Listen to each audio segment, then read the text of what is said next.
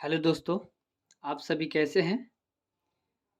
चलिए मैं आज आप लोगों को बीपीएससी के जितने भी मेरे साथी प्रिपरेशन कर रहे होंगे 67वीं या 68वीं की तैयारी करने की सोच रहे होंगे, उनके लिए सबसे पहले हिस्ट्री का पोर्शन यानी हिस्ट्री बहुत ही इम्पोर्टेंट है इस एग्जामिनेशन के लिए। कौन सा बुक पढ़े और कितना टॉपिक सेलेक्ट करके पढ़े, जिससे ये मोटा-मोटा किताब मुझे पूरा पढ़ने की ज़रूरत नहीं पड़ेगा पीटी एग्जामिनेशन को निकालने के लिए। हालाँकि आप जान रहे हैं कि बीपीएससी 67वीं का एग्जामिनेशन जो है, वो बहुत ही जल्द लेने वाली है, यानी सितंबर मंथ के आसपास में हो ही जाएगा, जो एग्ज़ाम कैंसिल हुआ था।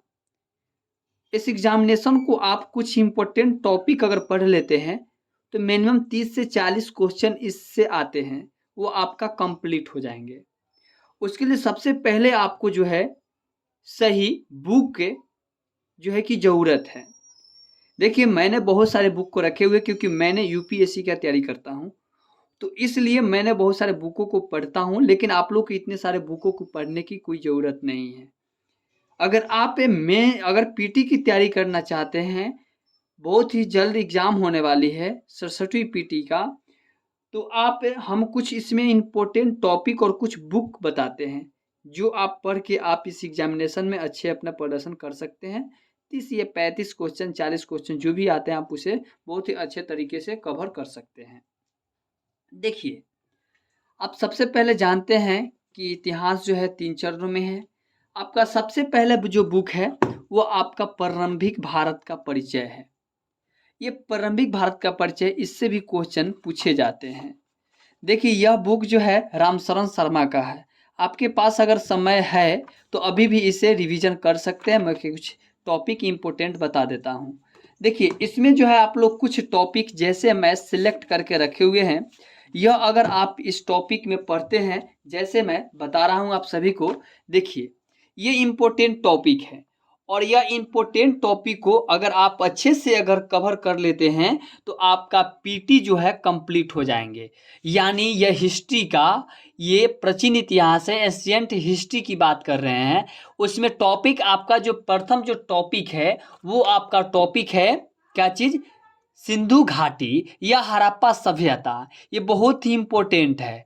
जौन धर्म, बौद्ध धर्म, उसके बाद वैदिक काल, जो सामाजिक जीवन, आर्थिक जीवन और साहित्य वैदिक काल का, इसके बारे में आपको पढ़ना पड़ेगा। उसके बाद मौर्य काल, मौर्य काल के बारे में, जैसे अशोक हुआ, मौर्य प्रशासन की व्यवस्था था, फिर समय की कला था, इन सभी चीज़ों के बारे में आपको पढ़ना है। उसके बाद गुप्त काल में, जैसे समुद्रगुप्त आया था, चंद्रगुप्त द्वितीय आया था, चंद्रगुप्त प्रथम आया था, गुप्त प्रशासन, विक्रमादित्य जिसको कहते हैं, फिर कला स्थापक, इन सभी चीज़ों के बारे में हमको विस्तार से पढ़ना है। उसके बाद जो पांचवा छठा जो टॉपिक है, वो हर्ष है। यानी 6 टॉपिक इससे पढ़ना है प्राचीन भारत में, ये बुक से। और ये 6 टॉपिक से अगर ये बुक से आप पढ़ते हैं, तो आपका कंप्लीट हो जाएगा। देखिए आप इसमें इस सब टॉपिक जो बताए हैं, अगर इतना टॉपिक आप इस बुक से पढ़ते हैं, इतना ही टॉपिक पढ़ना है, तो आपका जो है कि एंशिएंट हिस्ट्री आपका यहाँ से कवर हो जाएगा। साथ में आप अपने क्वेश्चन बैंक यानी प्रीवियस क्वेश्चन है, उससे आप अपना एनालिसिस हमेशा करते रहेंगे। ये आपका रहा प्रारंभिक एग्जामिनेशन यानी पीटी के लिए, और ये आपका फर्स्ट बुक हुआ, और ये आप इस बुक को ले सकते हैं और पढ़ सकते हैं। बहुत ही अच्छा और मज़ा आएगा पढ़ने में, आप कभी पढ़ के देखिए। हालांकि आपको जो है कि शुरुआत में थोड़ी सी दिक्कत होगी, लेकिन आपको पढ़ने लगेगा तो अच्छा मज़ा भी आएगा पढ़ने में इस बुक को। उसके बाद आता है उसके बाद आता है आपका जो मध्यकालीनी भारत। मध्यकालीनी भारत जो है, ये भी आपका टॉपिक, इसमें भी हमने सेलेक्ट किए हुए हैं, जो आपको कुछ ही बुक पढ़ना यानी कुछ ही टॉपिक पढ़ना है। सबसे पहले बुक लिस्ट के बारे में जानिए। देखिए यह बुक सतीश चंद्रा के द्वारा लिखा गया है। ये यूपीएससी बीपीएससी के एक्सपेरिमेंट करने वाले जितने भी विद्यार्थी होते हैं, साथी होते हैं, चाहे जितने भी दोस्त होते हैं, वो सभी लोग इन्हीं बुक को ज़्यादा रेफर करते हैं। आप जितने भी टॉपर के बुक लिस्ट के बारे में भी जानेंगे, तो आपको यही सब बताएंगे, ठीक है।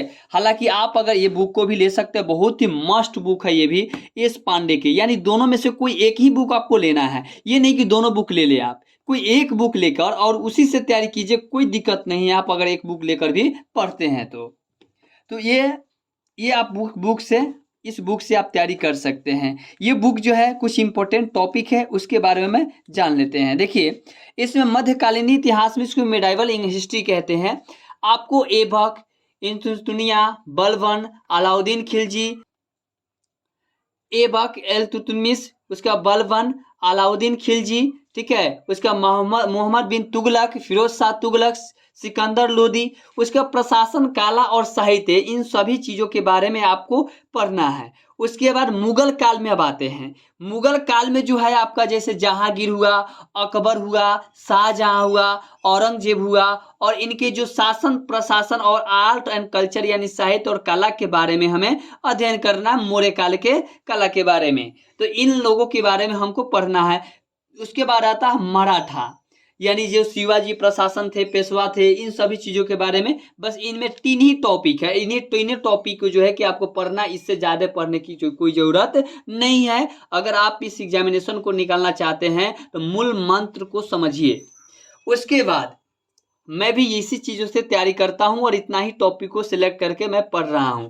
और ये टॉपिक जो है आपके बहुत ही इंपॉर्टेंट है, इससे आप पर्सन से आप इनको तैयारी कर सकते हैं इस बुक के माध्यम से आप, ठीक है। उसके बाद आता है अब आधुनिक इतिहास।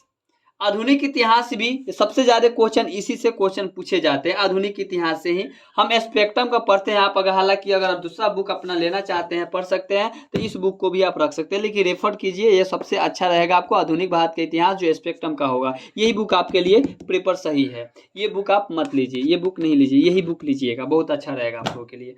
इसमें कुछ ही टॉपिक पढ़ना, ये बुक मोटा दिखने में लगता है, लेकिन इसमें कुछ ही टॉपिक को पढ़ना है जो सेलेक्टेड है। आधुनिक इतिहास में, मॉडर्न हिस्ट्री में आपको 1857 की क्रांति के बारे में पहले पढ़ना है। आप जानते हैं कि 1857 से हमेशा 2 से 3 क्वेश्चन हमेशा पूछे जाते हैं बीपीएससी के एग्जामिनेशन में।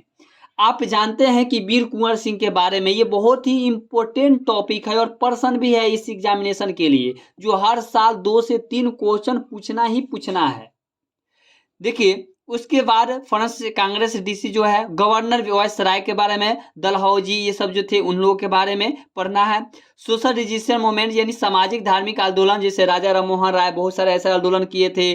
फिर उसके बाद जैसे कि आंदोलन में जैसे कि हुआ था शिक्षा पर, उसके बाद दहेज प्रथा, उसके बाद बहुत सारे ऐसे आंदोलन हुए थे, जिस इन सभी चीज़ों के हम बारे में पढ़ेंगे। 1905 की क्रांति, 1909, 1919, 1905 की एक्ट, 1909 एक्ट, 1919 एक्ट, 1935 एक्ट, इन सभी एक्टों के बारे में पढ़ेंगे।